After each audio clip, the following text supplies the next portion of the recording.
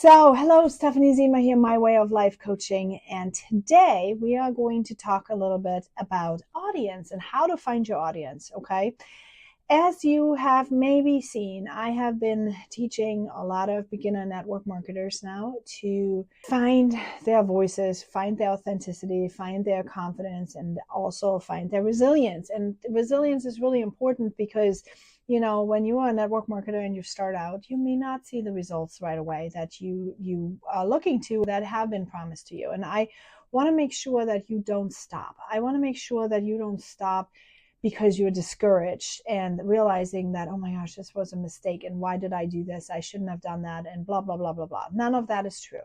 This is a really good industry. This is a good business. This is where you learn personal development, where you learn to be back in touch with you. That's where you are learning how to have marketing skills and sales skills. And all these things are going to be helpful to you. So don't let anybody tell you anything bad. Okay.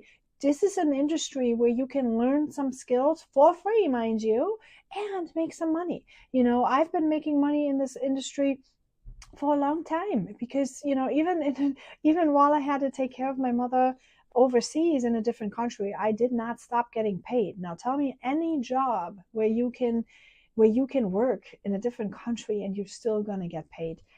So no one will ever be able to tell me that network marketing is not the answer. Now, is it the answer to all your problems? Probably not. That's why we're talking personal development here.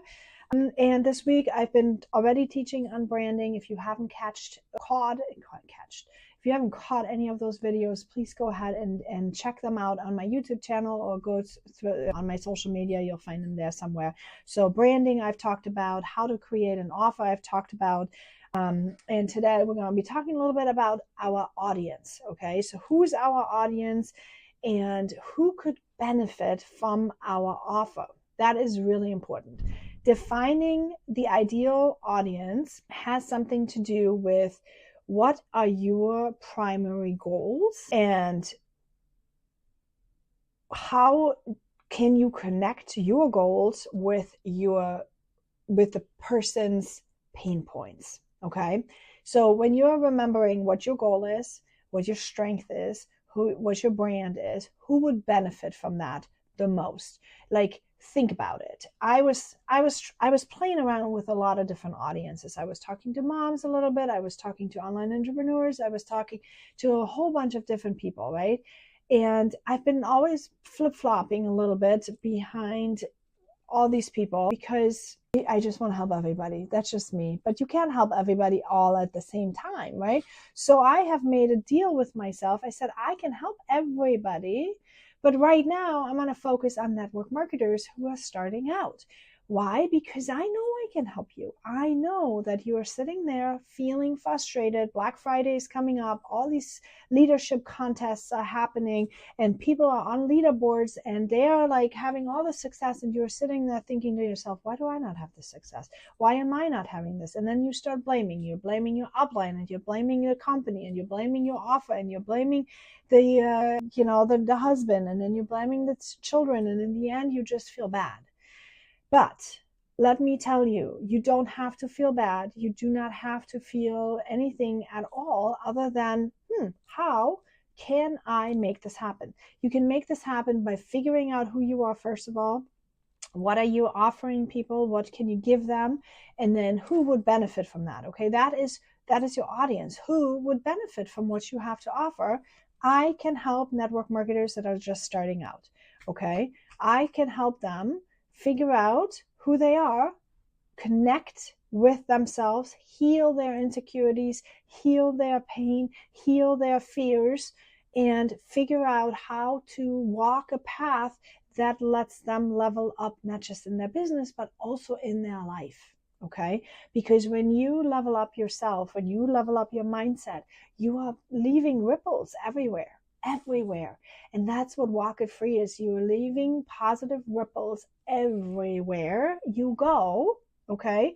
And yes, sometimes positive ripples don't always look pretty. I'm just going to let you know. Sometimes positive ripples also result from screaming and, like this morning, I'm going to give you an example. This morning, I had to set a boundary with one of my children. I had to tell her that the way how she was behaving was not okay. The way how she was behaving was disruptive to everyone else in the household. And yes, I was feeling really guilty about it. I was like, oh my God, I don't want to impose a boundary on her because I really want to have that time. It's selfish of me wanting to do this. And then I start feeling guilty of scolding my child for something should have not done. And in that moment, I feel sometimes as a parent, I feel like a failure. I'm thinking, oh my gosh. But what I want to tell you here is that even if you have to discipline someone or something, you may leave a positive ripple, because that lesson that she learned, that she has to be mindful of other people, that she had to be on time, those are values that are being instilled into her that then will let her have a better impact on the people around her. So even your little action may not feel super positive at the moment. When you see and zoom out and see the bigger picture, it will maybe create a much bigger, better result for everyone who's going to come in contact with your child, or even in that case you. Okay, so just that was a little side note, because I remember when I first thought about all of this, defining my audience and how can I help and where can I be and what are the goals and all that stuff, I was struggling with that a lot. I was struggling with my self-identity. I was struggling with figuring out what value do I even have to give? Like, who wants to hear, who wants to learn from someone in that I was thinking the hot mess mom. That was an identity that I had put in my brain, thinking I wasn't good enough.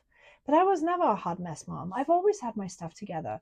I just tried to connect with people pretending to be a hot mess mom, when in fact I'm someone who has everything thought out. I'm a very big strategizer, and I have always some kind of a idea or plan behind almost every single thing that I do. And it's just a skill that I have developed, a survival skill that I had developed over the years. But I tried, because I was standing out so much from other people, I tried to minimize that.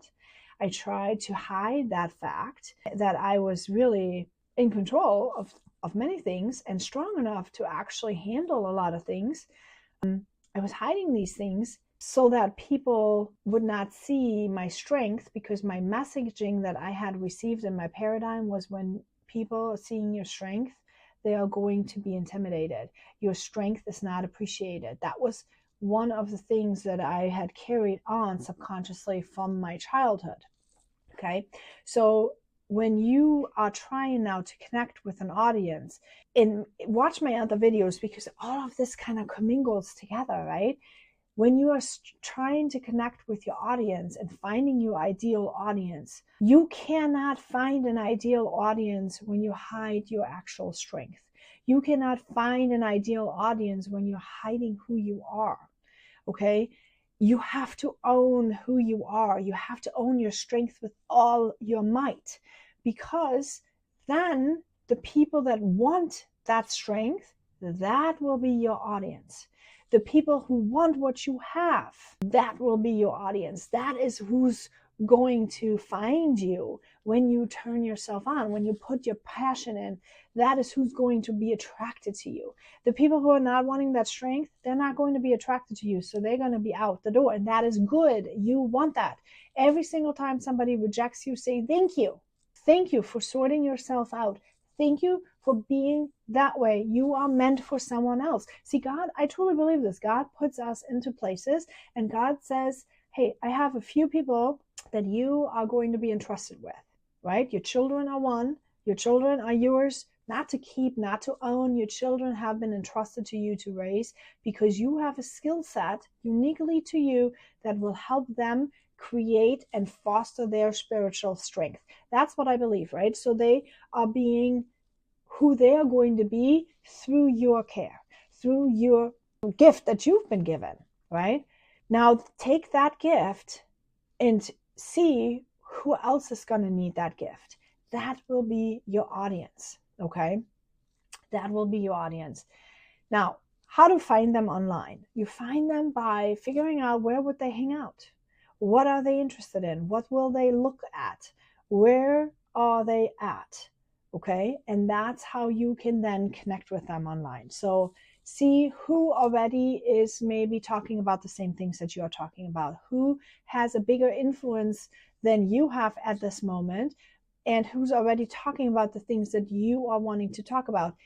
Chances are a lot of the people that want to hear what you have to say in that group, in that audience already. So when you insert yourself, then when you support and like and comment and just show up, they will also see you, and then automatically they're going to start finding you also. Do not get hung up with the list of followers and how many people need to be there and yada yada yada. It doesn't say anything about you. Okay, you can be the best leader ever and have little minimal following. You can be the worst leader ever and have a lot of following. It really, really doesn't matter what your following count is. And it's just this trend that you're trying to have so and so many followers. Nonsense. You can make money. You can serve your audience. You can serve them better, if you ask me, when you have a small audience. Okay, so that's how you can find your audience. You go and just kind of think, who could benefit from what I have, and how do I find them? Where do they hang out? How do they think? What do they think about? What questions could they possibly have? What questions could I possibly answer? Like right now, I'm answering to you how to find an audience, because I know a question in your brain is probably, I don't know who to talk to. I don't have any person. I don't have any people. I ran out of my warm market. I ran out of people. You'll never run out of people, just so you know. There's a bazillion people online. There's so many people. Just when I travel, I see, right? Every single time I travel, that's what I think about. Every single time I travel, I'm looking out the window and I see so many people. And I think to myself, if I would just talk to 10 of those people, 10 of them, and they would buy what I have, how much money would I make? Okay, maybe those 10 don't want it, but maybe those 10 will want it. Maybe those 10 will want it. If you start doing that over and over and over, you start seeing how many people there really are in the world, and you're never going to think anymore that you are not able to talk to any people. All that's missing from you having success right now, you having no success to you having success, is the action you're taking and the thoughts that are holding you back, the thoughts that are not letting you connect with your audience. Okay, for me, it was a system. For example, like I would get overwhelmed. I'd be so bold. Like they used to tell me, oh, you have to just be bold. You have to be bold. You have to be bold. I was always bold. Bold was not the problem. I was always bold. I never had a problem talking to a person that I don't know. I always had the thought in my brain, people are resources. I still believe this till this day. Every single time I travel, there's always somebody that knows more than me, and I have no problem asking them for advice, right? So that's bold was not the problem for me. For me, the problem was, how do I organize this amount of people? There were so many people with so many opinions, with so many stories. It was just too much for that little time that I had. How do I siphon them through? How do I get this big group of people that I see, the opportunities that I see everywhere, how do I get them into bite-sized steps? How do I get them to literally break down? How do I do that? That was the key. That was what I didn't know. Okay, and that is what I needed to figure out. So I hope this was helpful for you. If you are someone who struggles with audience, don't think ever that there's not enough people. You just have to figure out, who do you want to talk to? What do you have to share? Who do you want to connect with? And where do they hang out? And then how can you connect with them? And there you have your audience. All right. I hope this was helpful. Let me know in the comments, and I'll see you all tomorrow.